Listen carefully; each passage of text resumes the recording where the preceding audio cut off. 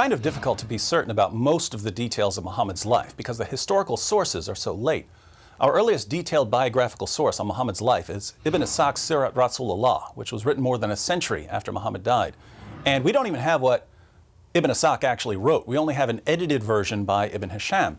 And Muslims don't even pay much attention to Ibn Ishaq. The sources they used to learn about Muhammad, their main hadith collections, were written 2 to 3 centuries after he died. So we're dealing with some very late material. But if we take the Muslim sources at face value, the story of Muhammad's life goes something like this. He was born around 570 AD in a city called Mecca in what is now Saudi Arabia. His father, Abdullah, died before he was born, and his mother, Amina, died when he was 6 years old. After the death of his grandfather, Muhammad was raised by his uncle, Abu Talib, leader of the Banu Hashim clan. While he was still young, Muhammad began working in the Meccan caravan trade, which put him in contact with diverse religious traditions. When he was 25, he married a wealthy widow, Khadija, who was 15 years older than he was.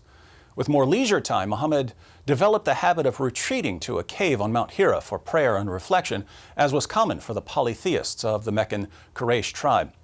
So it seems that Muhammad was very interested in religious matters long before anyone believed he was a prophet. During one of his yearly retreats, Muhammad became convinced that a jinn or a demonic spirit had possessed him and had ordered him to recite some verses. The verses said, "Read in the name of your Lord who created man from a clot of blood. Read, and your Lord is most generous, who taught by the pen, taught man what he did not know." These words are now found in the Quran, chapter 96, verses 1 through 5.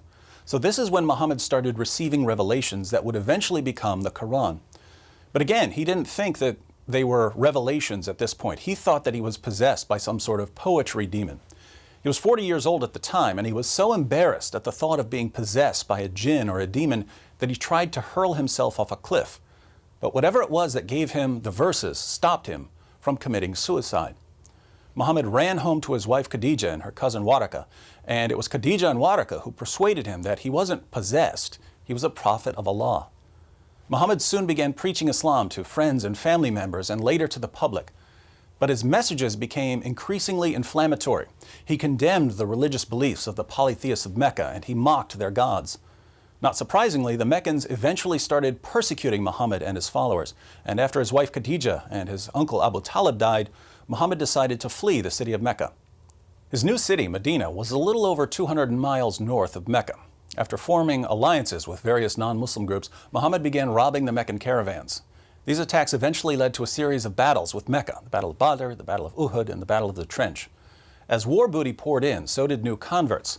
The growing Muslim army allowed Muhammad not only to subdue Mecca, but to subdue the rest of Arabia as well. Unfortunately for Muhammad, after attacking a Jewish settlement at Khaybar, a Jewish woman whose family had been killed by Muslims offered to cook dinner for Muhammad and some of his companions, and the Prophet of Islam accepted her offer. But the food she gave him was poisoned. Muhammad spit the food out, but according to Muslim sources, the poison caused some sort of internal damage, which led to severe pain and ongoing medical problems. Muhammad suffered an agonizing death a few years later in 632.